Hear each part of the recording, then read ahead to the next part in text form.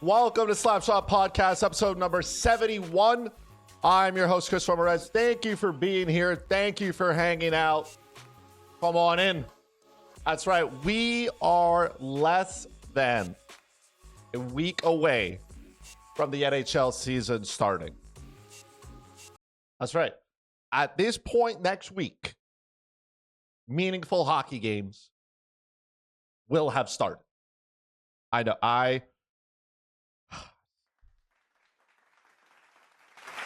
We made it. We did a fantastic job. It's been a long summer. We got lots of things to talk about today, right? As always, if you are here via the YouTube, whether you were following, right, whether you're subscribed, if you're not, you just go ahead, hit the sub button, ring the bell. If the algorithm has pulled you in here, please do the same thing. Go ahead, hit the sub button, ring the bell. If you're listening to this on the Apple Podcast, on the Spotify, on the Podbean, on the Google Podcast, thank you. Thank you very much. Follow, do whatever they tell you to do there. Drop thumbs or hearts everywhere. Yeah, do that stuff. Of course, you can follow me on Twitter at FuzzyChris91, the podcast on Twitter as well at Slapshot Podcast. Go ahead and do so. So yeah, let's get it rolling. We don't have a lot of news to cover today, but we got a lot to talk about. We're also going to play another installment of Puckdoku. I just want to torture myself because I enjoy the pain of it. That makes sense, right? You hear that in the background? That is Milo. He is making an appearance. He has heard a squirrel. So it is what it is here. A couple of things to get to quickly. The NHL CBA. You remember that. Well, the NHL CBA, the right owners met. No, they met Tuesday. Right. They met Tuesday. CBA talks will start in 2025. Okay, not before that. And the salary cap, Gary Bettman's expectation, rough number, is going to go up to $92.5 million. No talk of expansion. So Nordique fans have to continue to wait in pain, in suffering. Pain and suffering. Unfortunate. Rasmus Dahlin as well was named captain of the Buffalo Sabres. Round of applause to him. Great defenseman. The Buffalo Sabres are slowly on the rise. I'm happy that they picked a young player to lead this team. There's no question he's the best player on his team. I'm sure he's going to be a great leader. Good stuff for him, right? So before we tackle Puckdoku, right, we're going to talk a little bit about the Boston Bruins. And specifically, we're going to talk about Jeremy Swayman and Cam Neely. Because I don't think those two are going to be hanging out around the Thanksgiving and Christmas table very, very soon, right? So, obviously, the negotiations between Jeremy Swayman and the Boston Bruins have not, it hasn't been smooth. It's been a rocky relationship, right? And this goes, like, we talked about this on our previous episode. Like, it's supposed to be tough because Cam Neely blew up at a reporter because they were saying that they didn't have any, like, well, he was basically blowing up and spitting chiclets saying they didn't know anything, which apparently they do. But Cam Neely decided with the rest of the gang, they held a press conference, and he basically outed and said that if he were Swayman, he would have 64 million reasons to show up to camp. Now, if you can't read between the lines, it's basically hinting that the Boston Bruins have offered Jeremy Swayman $64 million. If you spread that out over 8 years, which is the maximum term he can get, that's $8 million a year. So he's basically saying, hey, we've offered him $8 million for 8 years, $64 million, and he hasn't taken it. Now, some people are, obviously, the first reaction is to be like, well, that's a fair deal, right? It's a fair deal for Jeremy Swayman.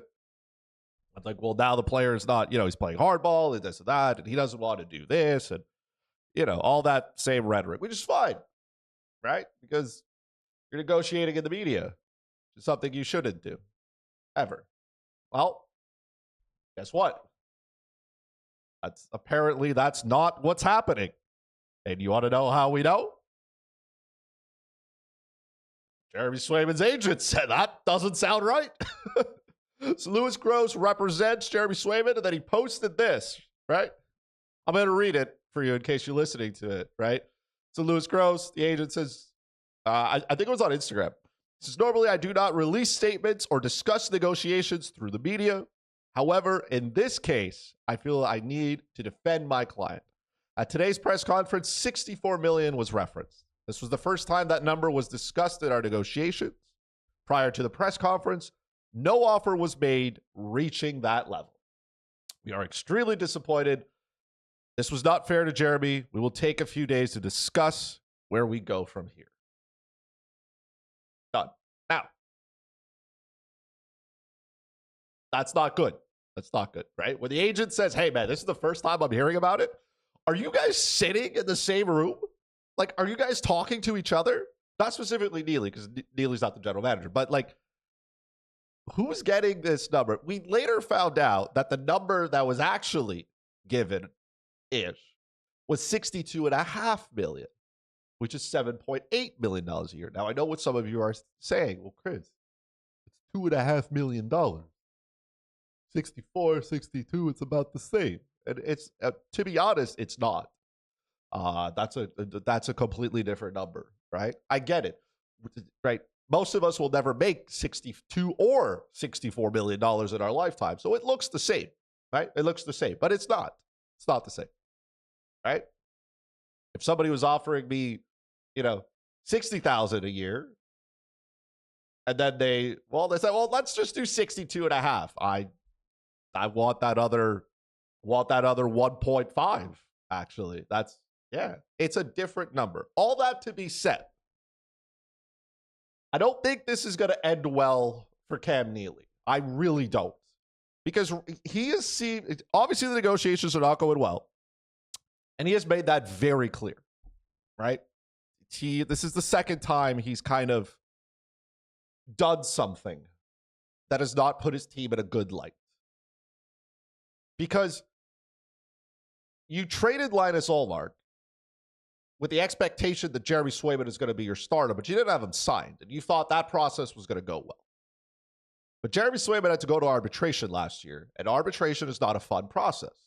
Players will tell you, agents, GMs, everybody will tell you, arbitration is not a fun process because you're basically arguing why, like the players say why he should, and the team that employs you, who kind of still wants to keep you, is trying to find reasons not to pay you.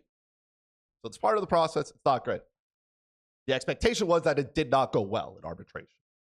And now, even if Jeremy Swayman wants to play hardball with his, with his team, he is entitled to the money that he wants to make. And if he and his agent feel like that's what they're worth, then that's what they're worth.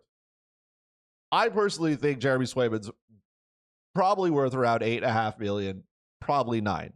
And even if he does get, let's say, $64 million, okay? Let's say they agree on that number. There's also a question of how is this money going to be paid out, right? He may not be making $8 million. Like the cap hits $8 million, but is he collecting most of that in the front, right? Is he collecting most of this via bonus, via salary? There are different implications for a contract at that point. It's not just trying to agree on a number. That is trying to agree out how am I going to get paid out on this number, right? Like, am I collecting $12 million for the first 4 years and then by the end of that deal making $500K, right? There's different things that have to be done here. The Boston Bruins also don't have a ton of cap space. So they got to fit that under the cap as well. Because Neely's like, well, I flat out asked him if he wants to be here. And he said, yes. He may want to be here. He may want to be a Boston Bruin. He may not want to be under the tutelage of Cam Neely. Because this is twice. Cam Neely now is not making things easy for the Boston Bruins. And he's treating his potential superstar goalie like trash. Right? Because it is true. Agents don't really negotiate in public. And even if you want to believe that Swayman's team is leaking information, let's say, to other platforms, right? Trying to paint the Boston Bruins as being the bad guys here. They are, though. They are. I think it's Jeremy Swayman's not going to start the year. I think that's pretty obvious, right? If you're drafting him in fantasy leagues, you're under the expectation that he's not going to be signed in time to start the year. That's not going to happen. And then it's going to be a question of how long. How long does he want to sit out? And maybe he misses a little bit of time. Maybe the Boston Bruins don't do very well, and then that value goes up. So I've said this before. I'll say it again. I stand with players and for them going to get the maximum amount of value. You are a NHL player for a short period of time. You're an elite NHL player for an even shorter period of time. This is Jeremy Swayman's moment to cash in on his generational wealth for himself, for his family, for his kids, everything, right? So he's got to get this right. And with the way the Boston Bruins have been treating him over the last, 2 years, I don't blame him for playing hardball with his employer, especially when he's got the leverage here. So this will not end well for Cam Neely if he keeps doing this. Because I think he understands that his job is on the line, but coming out to the media and saying things that are false is not a good way to make friends. It's not good. So we'll see how this develops. But right now, it's just not looking very good. It's not looking great, Bob. Yeah. So we'll see. We'll see how that goes. Now, more importantly, I know why you guys are here, of course. That's right. It's Puckdoku time. All right, let me move this here. All right, so the game makes sense, right? You basically have to take a player that fits these two categories here. Should it be too hard? I will say this: the 500 career plus penalty minutes is gonna get me in trouble. It's gonna get me in trouble. But I think we can get this done. Just looking at this is the first time I'm looking at it as well. Okay, I'm not gonna cheat. I haven't cheated yet. We're not there yet. This is what installment number 5. I haven't cheated yet. We're gonna try to keep it there. All right. First off the bat, I know this is Peter Forsberg. He actually played in Nashville. I remember that. I also know that Ryan McDonough played in Tampa Bay and quite popular. Quite popular. So that's a good start. I could have put him as well with the Philadelphia Flyers, but I didn't because he did play in Philly. I have been reminded of it. All right, so now we got to find players who have played. Maybe we start with the penalty minutes here, but that's going to be tough.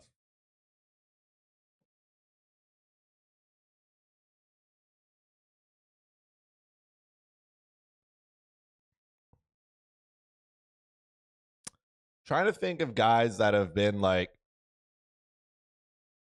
around the league a little bit and have put themselves in a little bit of hot water, right?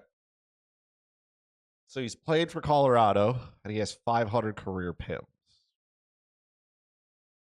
Same thing for Tampa Bay. Same thing for Vancouver. I still need to find a Vancouver player that's played in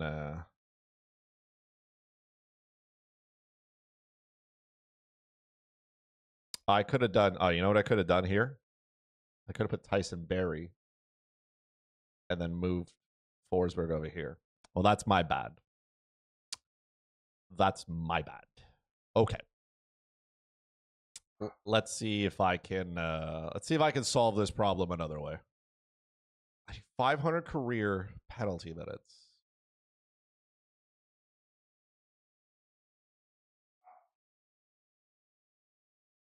.500 career penalty minutes.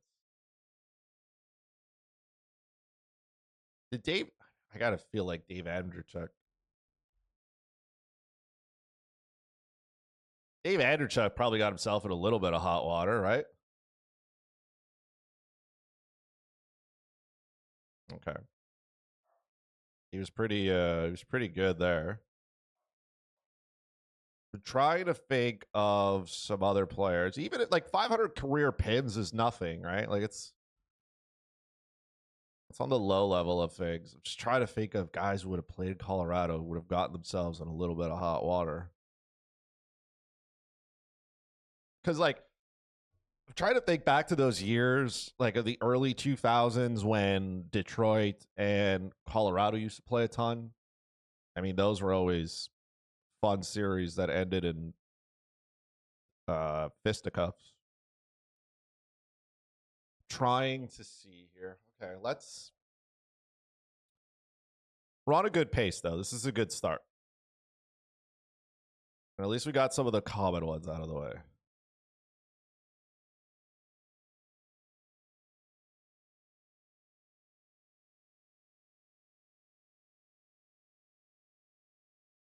.500 career pins with the Colorado Avalanche.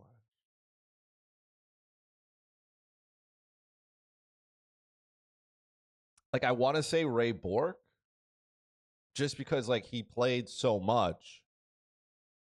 I don't think he had 500 career penalty minutes.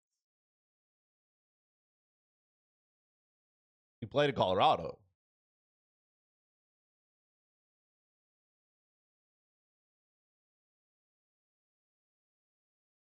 I'm also trying to think like maybe Gabriel Landeskog. You know what I mean? Like they're not guys who take a bunch of penalties, but these are guys who have been around a minute. You know what I mean? So, and I don't want to lose it on Ray Bourque here. You know what I mean?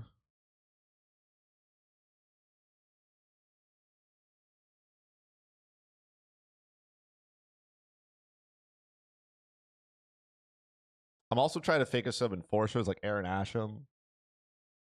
I just don't know if he played in Colorado.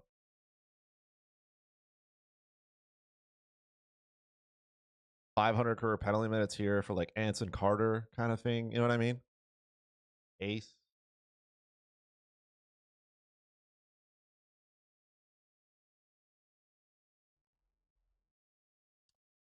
Take a shot here, okay?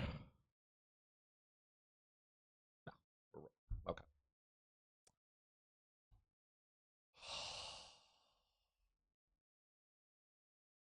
He did.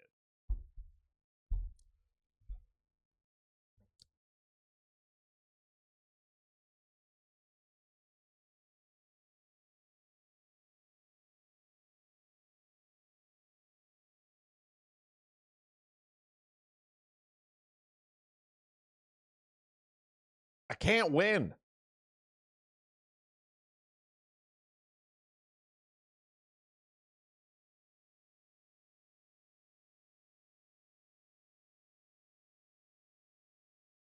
Vinny LeCavalier. That makes sense. Donald Brashear. I forgot Donald Brashear plays. Everybody had Forsberg here, which would have freed up. Matt Duchene would have been. Dan Hamhuis. Yeah. I forget Vinny LeCavalier played in Philadelphia. Pat Maroon. How could I forget? Okay. Well, that was we're not getting better. We're not getting better. All right. We're 0 for 5. Making no progress. All right. Now that we have stumbled there, let's do our main fun today. Okay. We're gonna talk about Montreal Canadiens. I know, shock, right? It's been a weekend for them. It's been a weekend, and we're gonna talk about the preseason. We're also gonna talk about 2 specific players. I'm not telling you something you haven't heard, but maybe you've been living under a rock. So Patrik Laine, David Reinbacher, they both got hurt in Saturday's game against Toronto. Relatively quickly, too. You were watching that game, you were living on, like, life felt like it was falling apart, and we were not even 10 minutes into the game. So let's take a look at it, okay? So David Reinbacher has been given a timetable. He is going to be out 4 to 6 months with a knee injury. He had surgery on Tuesday. He's gone for 4 to 6 months. It's crushing, especially for a kid who was expected to play in the AHL this year. I don't think a lot of people thought he could make the team right out of camp, but part of the development, part of the process is playing games, and you can't play games if you're hurt. So he's going to Laval, and he's going to rehab now for 4 to 6 months. That basically puts it at a season-ending injury. That's basically where you're at for him. Unless the Montreal Canadiens, like by miracle, are in the hunt for a playoff spot, and then he can come back or something. But it's not good. It's not good. Now, at the same time, Patrik Laine got hurt. And if you didn't see, this is the hits, okay? And like, we could sit here and argue about whether it is, I mean, okay, look, let me start by just showing it, okay? So this is the hit from Cedric Paré of the Toronto Maple Leafs. This is Laine trying to come through the zone. I can't show you the video because I'll get debacked on YouTube. So, and this is the point of contact, and you can see here. Let me make this bigger in case you're blind. And I'm sorry if you're listening to this, but this is the point of contact. Now, I'm not a doctor, okay? I've never claimed to be one, but I don't believe knees bend that way. You know what I mean? Like, they bend forward. You know, they do this, but they don't really go left to right. And in this case, this looked terrible. And then the next day, right, he's in a walking. Well, no, sorry. He's got a knee thing. He's got crutches. He's got the same crutches that, you know, Doc was sporting last year. We know how that went. So it's not great. Not great. And yeah, the good news is from here. Now, if you're looking at this, you're going, wait, there's good news from here? Yeah, there is. Because this was diagnosed as a sprain in his knee, which did not require surgery, and which means that he will only be out 2 to 3 months. Okay? This is how you know you're a Habs fan. When reports come out that one of your top players is going to be out only for 2 to 3 months, and you exhale and go, oh, thank God. Right. Other people be like, oh my God, that's terrible. And Habs fans are going, wait a minute, that's pretty much best case scenario here. Yeah, that's how bad it's been for Habs fans on the injury front for their players. So he's out 2 to 3 months, which gives him a return maybe around Christmas into early 2025. But now the conversation is not from there, okay? Injuries happen. It's part of hockey, okay? And you can crucify Cedric Paré as much as you want, okay? Like, I'm not going to argue whether it was intentional or not, because nobody knows, and the only person who will forever know is Paré. He's the only one who's going to know. And you can speculate as much as you want, but that doesn't change anything in reality. That doesn't change. Doesn't make it better. Doesn't make it worse. Here's what I will say. I am an advocate that the preseason is too long. Okay? At least the Montreal Canadiens, when things started to fall apart last year, Kirby Dach got injured in Game 3 of the regular season. Now we have players getting hurt in games that don't matter. And if you go back and you look at the lineup for that game, okay, let me see if I can pull it up here. If you go back and you look at the lineup for that game, I think you'll realize that it's probably, I can't go, oh, well, hold on, wait a minute. I'm going to go to the Canadiens website. I'm trying to do two things here at once, all right? And obviously, if you know me, you know I can barely do one thing at a time, let alone two. You know what I mean?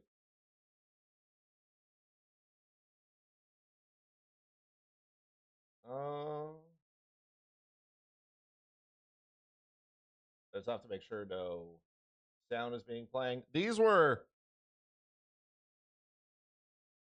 box score. Here it is. Okay. Let's now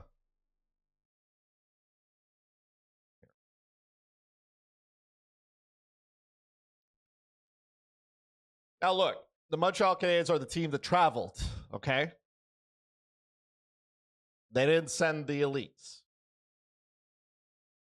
Right? This was the game in Toronto. They didn't send their elites. Okay? Let me move this out for a second. I'll get to my point here, I promise. Okay? Because then, on the Montreal, this game happened at home, right? So it was a home and home.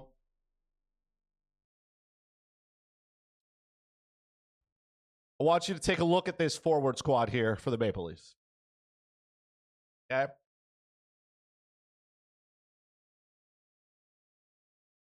They didn't send the A team to Montreal. Okay? This is an AHL roster. And it's fair, right? Teams are like, well, why are we going to send our best players, right? There's no need for them to travel. You know what I mean? They're preseason games. So when the Montreal Canadiens go to Toronto, they said, there's a couple of guys there, right? Like Matthew Nyes is there. Nick Robertson is there. I can't even name another one, but none of the big guys are there. It's all the little guys. So when you got an AHL roster on the ice, it means you have AHL players on the ice. And AHL players, Power being one of them, these are fringe guys who are trying to earn a spot in the NHL. Okay? And he said it in his in his presser after, do whatever he's got to do to stop Laine from getting through, because he's trying to earn himself an NHL roster spot. And I don't blame him, okay? There's a lot of things that you could blame him for. He's trying to make the NHL. Right? This is a once in a lifetime opportunity for some of these players. They're not going to squander those chances. So they go out, they play physical, and they try to get their spot. Now, when you have players like that on the ice, you have to expect things are sometimes going to happen. And they did. They did. Montreal dressed a lot of regulars because they're at home. Why not? You want them to play. And I get a lot of people that pay that money for their tickets want to see, the good players play. Which comes back to my next point of shortening the preseason. We do not need this many preseason games. I don't know how many we're at. Like 5, 6? It's too many. 2 is about as much as you need. Home and home. That's it. 2 preseason games. Pick a city. Do 1 here, 1 there. Done. Okay? You don't need more. Now, some of you are going to say, well, Chris, how do the fringe players make an impression? Well, that's why you have training camp. I am more in favor of more inter-squad games. Okay? I know they're not NHL games. Okay? But I know as well in good markets, you'll still be able to get people to go watch. Montreal Canadiens could probably sell out an inter-squad game. You could also keep players at camp longer. Right? Part of the reason as well cuts happen is so that players can go back to their junior leagues, players can go back to their American League teams, because American League, AHL training camps are going to start. But the goal is the NHL camp, right? That's where most players want to be anyways. And inter-squad games allow the opportunity for you to see the player play. Yes, I get it. It's against your own team. But the injury factor there is a lot less. Because even if you're a fringe player, you're not going out there with the expectation of to do everything and anything to slow down like a guy on your own team. You know what I mean? He's not taking out. There's nobody on the Montreal Canadiens team that's going to take out Laine's knee. And I'm not saying you can't play hard. There's a difference between playing hard and there's a difference between riding the line. Right? Like, Power doesn't owe the Montreal Canadiens anything. He doesn't owe Laine nothing. Again, I don't think he meant it. I think it's one of those things where it's just one of those, no pun intended here, a knee-jerk reaction. And he sticks his leg, and he sticks his knee a little bit out, and it's just a clip. Right? And we saw that as the game went on, again, close calls with guys like Lane Hudson, and it's unfortunate. In that game, Arbor Jackeye decides he's going to show Power who's boss, fights him. Some people say, oh, it's dirty. He got fined for it, right? Power didn't even get a penalty on the play. It went unpenalized. So, again, you're putting a lot of faith in the referees, and that's how NHL games get out of control, right?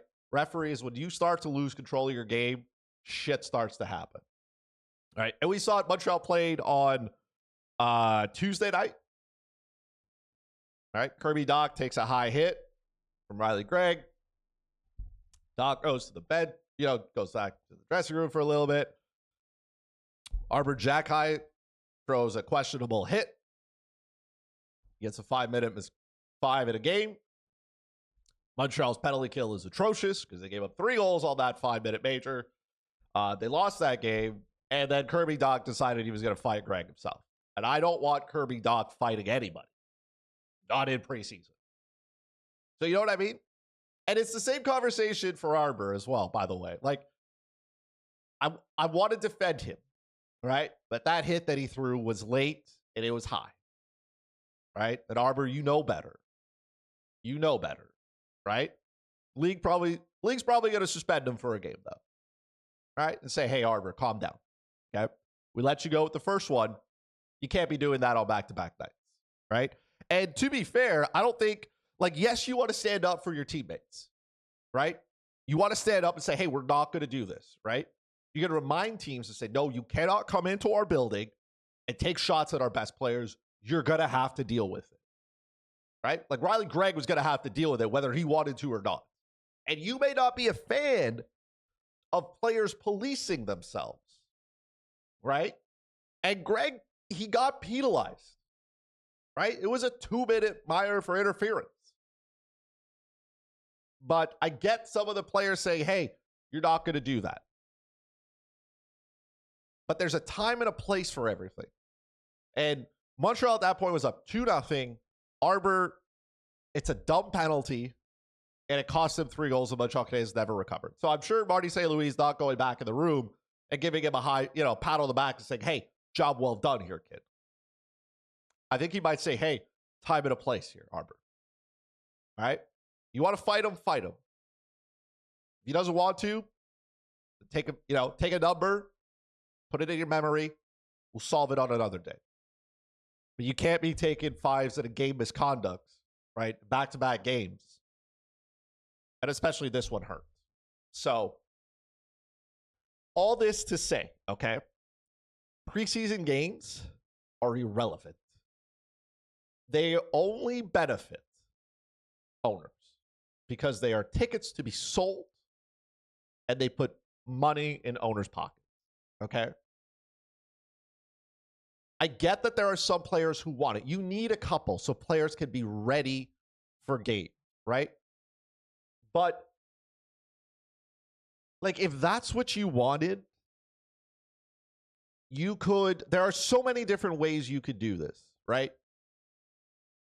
And to me, I think the best solution, or the one that makes the most sense, is the inter-squad game. Right? There's enough players on both sides, split them up, and tell them it's important. Because then It'll get you. And if you're on the head, like on the fringe about certain guys and and if they deserve a spot, then you can play them in one of those 2 exhibition games or even both. But what I'm trying to do is have less fringe players, right? Especially when teams are visiting, because they're not sending their best players. They're sending guys who are hungry. They want to be in the NHL. There is no stopping them.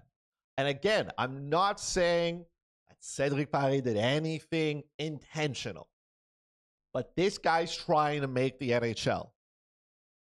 And he's got to make sure Patrik Laine doesn't game the zone. It's as simple as that. And this would have been less problem. I feel like it would have been less problematic if it was an NHL player. You know what I mean? Like, let's switch it. This is Riley Gregg doing it. Riley Gregg's an NHLer. This could have happened during the regular season. It would have mattered a little bit less. What's the problem here is it's a fringe player in a meaningless hockey game that hurts a player that's part of an organization that has been decimated by injuries for the better part now of 3 years. You know what I mean? That's the problem here.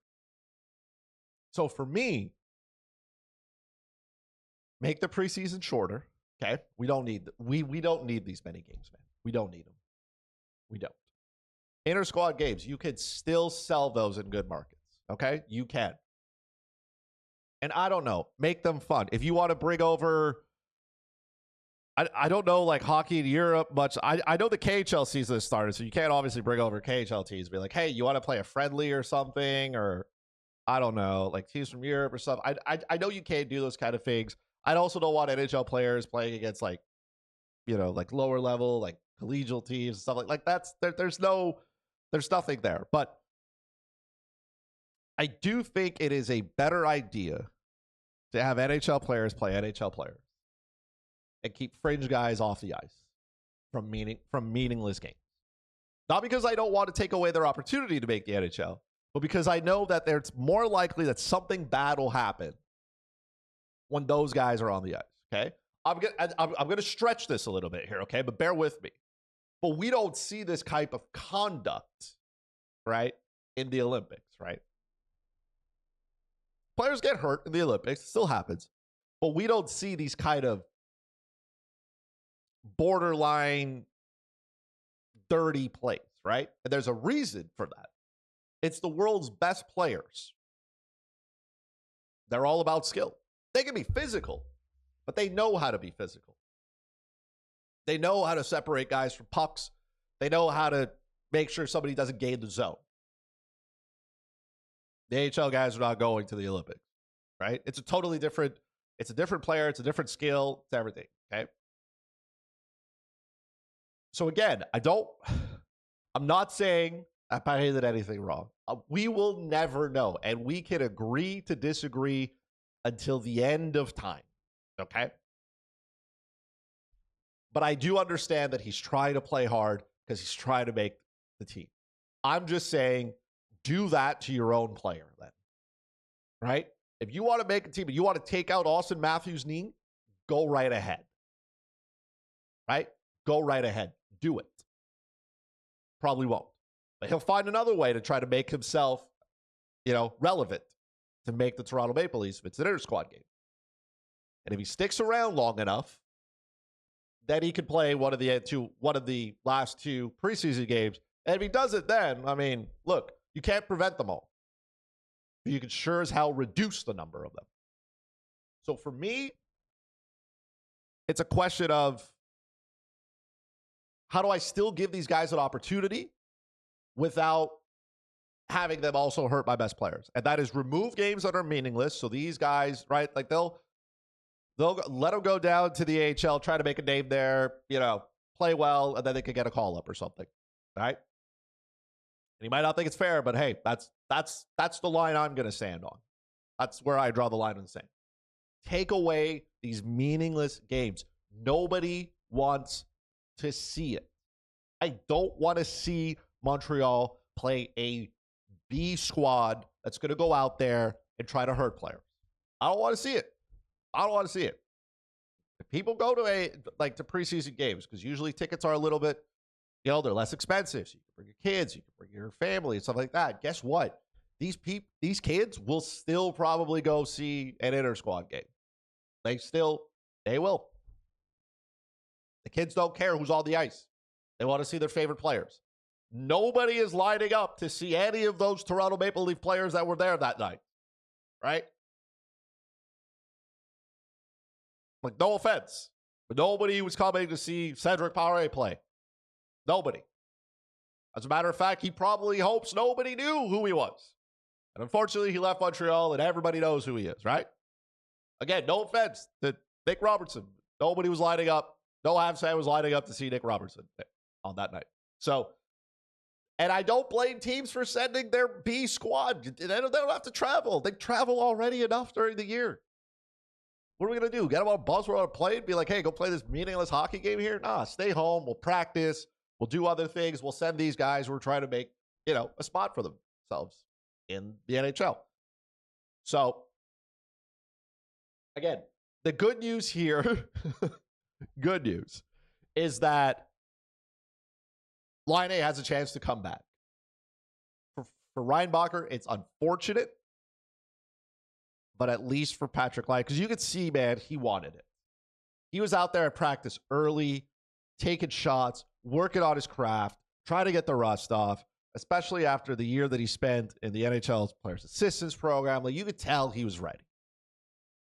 And that's the part that sucks. Right? He's gone through so much. Right? Even the loss of Johnny Gaudreau, right? They played together. He comes here, he's looking for another, an opportunity to get everything back in order. He suffers this injury, and you're like, man, can't catch a break. So I'm glad that he'll be able to return this season. 2 to 3 months. That's, it's 8 to 12 weeks, but we'll see how the rehab goes. We'll see how he feels. Right? You don't want to aggravate that injury. So again, I don't see knees bend that way. And it's quite shocking that it bent at that angle, and all that's come out of it is, hey, it's sprained. All the ligaments are intact. You just need some rehabbing, and you'll be ready to go. So yeah, shorten the preseason, damn it. That is it. That is what I have to say. And that, ladies and gentlemen, it brings us to the end of the podcast. As always, thank you so much for hanging out with me. I appreciate it. If you haven't already, if you're on YouTube, go ahead, hit the sub button, ring the bell. Okay, I appreciate it. We're at 97 followers. 97. Appreciate you. We could probably get to 100. That would be swell if we could do that before the start of the NHL season.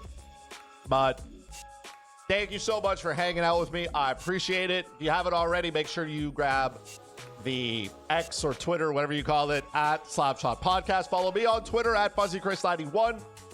All right. I love you. I appreciate all of you hanging out here. We'll see each other next week.